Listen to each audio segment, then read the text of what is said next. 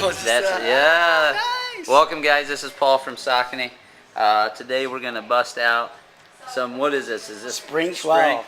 Spring of 2012. So get pumped because you're gonna see it. Which actually starts in November. Okay, starts in November, but this is gonna be some sweet new stuff for running village eyes only. Love it. Look at that. Yeah. Color. Sneak peek. Bunch of Kinvaras in there. People are loving them. Oprah loves them, you know. Oprah love them. We've been talking about is this whole minimal movement is starting to rearrange even the mainstream shoe approach for a lot of companies, and Saucony's definitely one of them that's trying to pioneer some of that. So he's going to kind of fill us in on what are some kind of key updates and stuff coming out in spring 2012. So the main thing that we're doing is we're taking some midsole heights and taking them from 12 millimeters to 8 millimeters. The differential between the heel and forefoot. Okay. So basically everything's going to drop a minimum of 3 millimeters in the heel. Some are going down to 21.13. So we're raising the forefoot, add a little bit of forefoot cushioning like in the new Triumph. So it's lower in the heel, higher in the forefoot, provides more plushness underneath the ball foot, a little better durability. And the big thing is that we are moving away from visible cushioning technologies in the shoe. The little windows and little windows and stuff, because it just... You said it lightens it up, you get rid of it, it lightens it up, and it gives you more cushion because you can fill it in. It gives more foam underneath the foot, so we can provide better cushioning, a lighter shoe, and a shoe that moves more fluidly in the heel. Side, it creates a stiffer plane on the medial side in terms of we connect the heel pod with the forefoot through a TPU piece that runs on both on the medial side and underneath the foot. Filled in a little more under the arch, not a lot of open space here. And then when you look in the forefoot, thicker, heavier blown carbon rubber pieces to stiffen up the forefoot. Yeah. And then underneath the big toe joints, you see we have foam coming all the way through. Flex grooves are more lateral. And then using this same flex groove pattern, which you'll see basically throughout the line in all the new shoes, in any shoe that offers stability.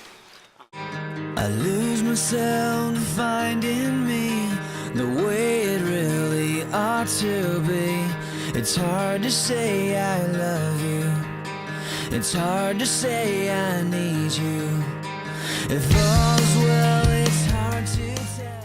The first colorways in the Tory that just came out, the black one, slime green, and then the red, black, yellow.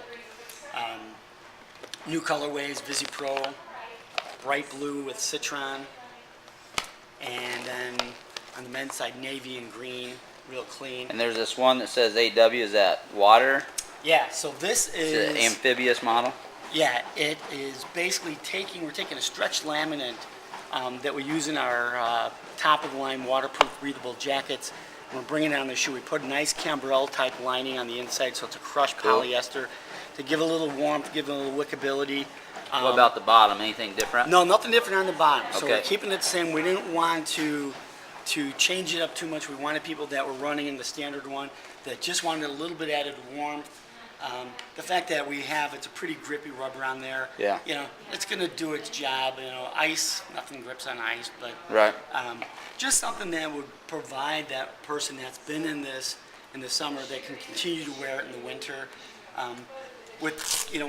Except for the stitch down parts, which are where the Velcro is, and the saddling that wraps the ultra suede saddling that's stitched down here, there's no seams on it. So it's virtually a waterproof shoe up to the stitch Up downs. to the collar. Yeah. Here's women's colors. So women's colors here, Visi Pro Pink. This is as close to barefoot as you can get. It's basically, With protection, I love it. Yeah, protection with no correction.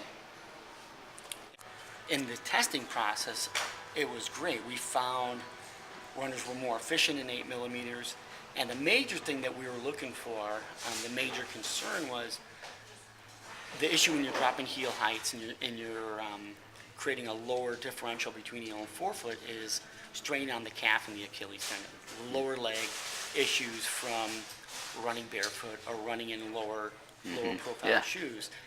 And we found that 8 millimeters seemed to be the optimal heel difference Before it started to do that. before it started causing any irritation in Yeah. the calf and the Achilles tendon whatsoever. It put your foot in a stronger position. You're landing more forward in the heel, and then doing some of the other the other design cues that we took into these shoes, rounded heels, changing the heel geometry of a shoe, giving a beveled lateral aspect in the forefoot, wow. and rounded edges on that to get rid of lever arms. So the shoes have pretty much no lever arm, and decoupling the medial post, so it's actually an independent piece of the shoe. So you can actually twist the shoe around that medial post. But when your foot comes down, It creates a platform. It's Yeah. kind of, you know, in Iowa and any place along the Mississippi, it's our levee. yeah, yeah. You know, it basically holds everything and keeps it where it belongs. And one thing we've looked at is we have people that have been in a super high shoe and they go super minimal, and then their Achilles gets, Yeah. there's an acclimation, and so this being a regular high mileage training shoe, not considered minimal, but Right. going there, seems to be a much better choice for people. Yeah. Initially, or if they want to stay in that high mileage stuff. But okay. Yeah, it sort of blends what they're used to with a better way of doing things. Yeah, cool. Hey everybody, so this is the Exodus 3.0 updates. First thing was the rock plate. Yeah, remove the rock plate to increase flexibility in the forefoot. We went to a new Vibram outer sole that has a nice road zone down the middle, so it's going to roll and transition really smoothly on the roads or packed dirt. But when you get on some aggressive stuff, we have a radial design that really is an aggressive lug pattern that when you're on uneven surfaces, it's really going to move with the terrain and really move with the foot. We went to full-length Pro Grid, so you're getting technical cushioning all the way through the shoe. And then one other thing we did with it, looking at a shoe that's fully assembled, is we kept the Pro Lock, which we had in the midfoot of the current one, but you can see the flexibility and the torsion ability, so it's really going to become an extension of the foot. And then the midsole profiles a 4mm drop in the actual midsole. So, Did it used to be 4mm? no, it used to be 10. Oh wow. So a pretty aggressive drop in it. Yep. The other thing that we did was 24 in the heel. So it's still a higher heel. Significant protection. It's a high mileage trail shoe. Yeah, 20mm in the forefoot. So more forefoot cushioning than even our Triumph in terms of foam underneath the Gotcha. forefoot. So it's going to feel good on rocks and Yeah, it's gonna, roots and all that stuff. Yeah, it's going to be a really protective trail shoe with a lot of flexibility and no worries about stone bruises or pebble bruises in the forefoot because you're getting a lot of foam protection there. Hey guys, it's Scott from Running Village. Hey, I wanted to kind of clue you in on the synopsis of the Saucony stuff, and basically what I can tell you is this.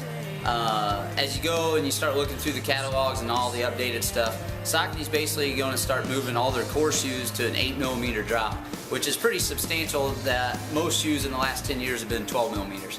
So they're going to drop you down, probably add a lot of that cushioning to the front end though, so that you're not getting less cushion on the forefoot, which you're now running on that forefoot more because it's a lower profile shoe. So it's actually pretty brave of them to do it. Other companies are doing it, but they're only dropping them to 10mm. So they're trying something new, and we'll see how it rolls. I think it's going to be a very fast-filling, shoe that they're making. The other thing is the Power Grid with Power Foam, which is an extended heel-to-toe grid foam that they're putting in some of their higher-end shoes.